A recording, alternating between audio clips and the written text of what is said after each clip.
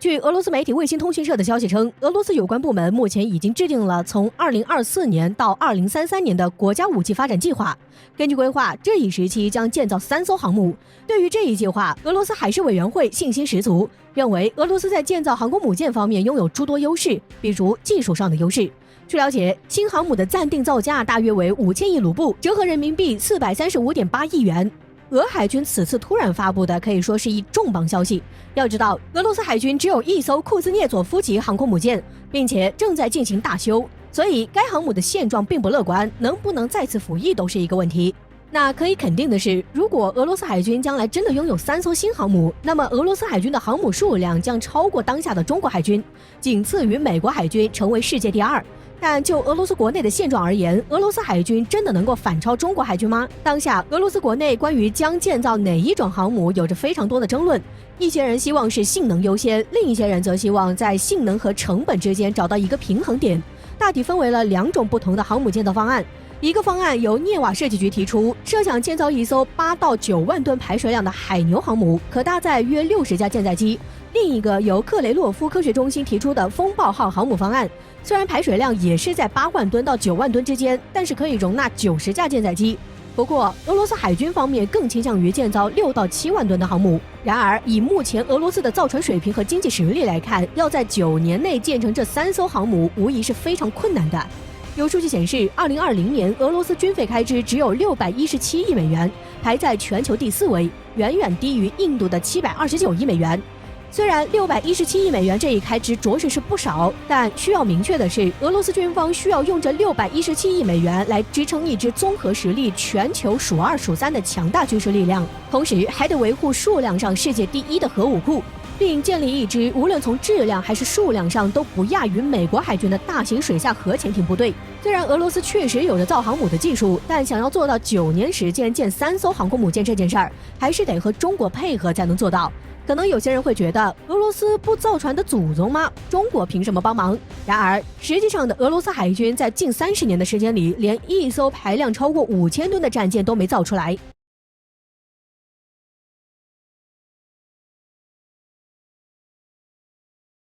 据印度媒体今日印度的消息称，近日有印度军方的高级官员向该媒体透露，中国解放军正返回其传统训练区，并在东拉达克附近进行了相关的演习。虽然这些部队驻扎在纵深地区的不同地点，但可以在几个小时内从所在地集结至印度前线，而中印边境的战火或因此再次被挑起。同时，因为美军的卫星信息共享，从卫星图片中，解放军大规模的营房也被确认。文中除了所谓的印度军方高级官员所透露的一些信息外，还指出了解放军新疆军区除了部署155式轻型坦克外，还部署了针对山地地形的新型155毫米榴弹炮，更是有着不同型号的大8轮装甲突击车作为随时支援的后勤。毫无疑问的是，这些装备部署至边境，一旦动起手来，那致命程度将超过1962年。让人好奇的是，此次印媒渲染中印边境或战火再起这一行为，到底是出于一个什么目的呢？分析认为，此次印媒所公布的一些信息，有一些是我国官方媒体从来没有公布过的，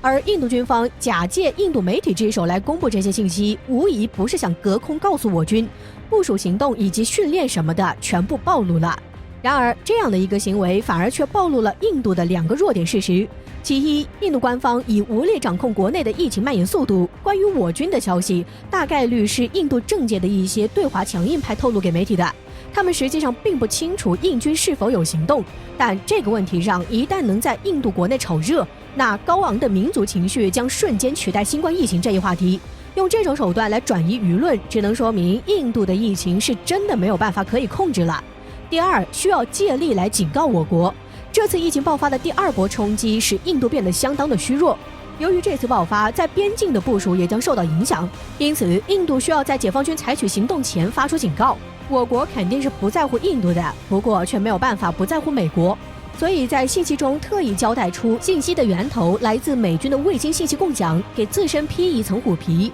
但要知道的是，在中印边境协定到期之前，我国肯定是不会违反中印边界协定的内容，主动挑起争端的。另外，解放军在实际控制线中方一侧对中印边界进行训练，提高自己捍卫权益的能力，也是合理合法的。印媒的指责和炒作是毫无根据的。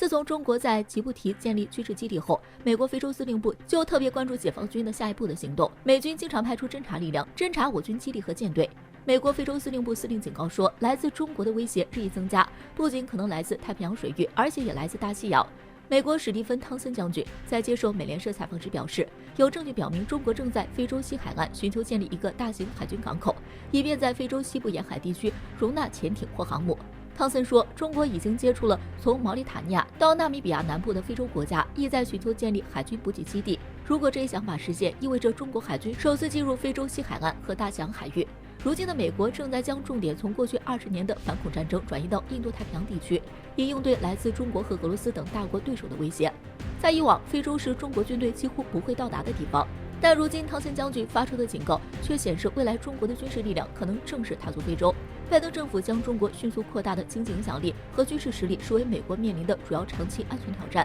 因此美军非洲司令部也要找一点事情做，来显示自己在对抗俄罗斯和中国的行动中的存在感。美国的很多军事指挥官都警告说，中国日益增长的影响力不仅仅是在亚洲，他们认为中国正在积极对非洲、南美和中东国家展开自己的经济影响力，并且正在那里寻找经济和军事据点。汤森将军表示，在某些非洲国家，中国的影响力已经超越了美国。在未来，港口项目、外贸合作、基础设施建设以及他们的合同将会给中国带来非常多的利益。中国的第一个海外海军基地是几年前在非洲之角的吉布提建立的，它的规模正在稳步扩大。许多美军将领认为，中国正努力在非洲东部沿海国家桑坦尼亚建立海军基地，因为该国与北京有着牢固长期的军事关系。但是汤森德说，尽管中国一直在努力在坦桑尼亚建立据点，但这并不是他最担心的位置。他说，坦桑尼亚在印度洋一侧，如果中国在大西洋沿岸的赤道几内亚或者尼日利亚建立基地，才是美国的心腹大患。从非洲西海岸到墨西哥湾的距离很短，如果中国军舰、航母、核潜艇出现在那里，意味着美国大西洋舰队将首次面对中国海军。美国国防部给出的关于中国军事力量的2020年报告称，中国可能已考虑增加非洲的军事设施，以支持其在安哥拉等地的海军、空军和地面部队。报告指出，未来15年，中国将从非洲进口的大量石油和液化天然气。美国和平研究所高级政策分析师亨利·图根哈特表示，中国在非洲西海岸拥有许多经济利益，包括渔业和石油。中国还帮助麦卡龙筹集资金，并建设了大型商业港口。很明显，未来非洲是中国海外投资的重点，而非洲不安定的安全环境是一个不确定因素，这要求中国投入部分军事力量在西部非洲维护自己的经济利益。而美国担心的是，中国是否会成为下一个苏联，把舰队驶入大西洋，甚至美国的加勒比海。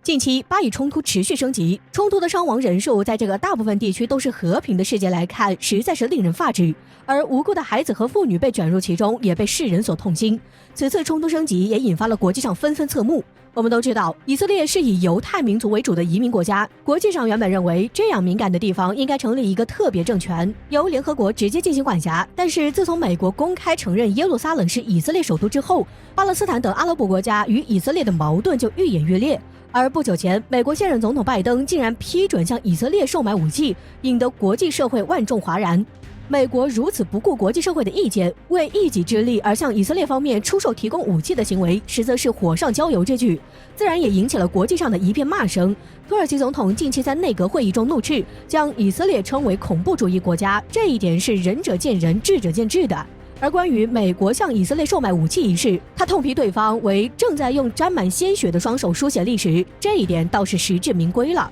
那么为何他会这么说呢？原来是近日美国国防部长在与以方的通话中表示，美方对冲突中无辜的丧生者表示十分惋惜和痛心，希望巴以双方冷静处理。但随即他话锋一转，称美国将毫不动摇地支持并维护以色列捍卫其国家与国家公民的权利。如此公然的偏袒，怎么会不让他人愤慨呢？提供武器却表示同情因武器而丧生的无辜者，大发战争财的美国如此惺惺作态的行为，无疑是猫哭耗子。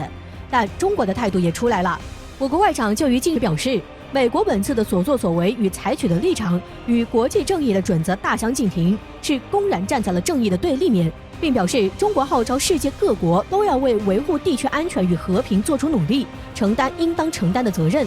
而美国身为当今世界上首屈一指的超级大国，更应该做好表率，尽上身为一个超级大国的责任，拥有身为一个超级大国的担当。在世界不可避免地走向多元化的今天，一味搞霸权主义只会自取灭亡。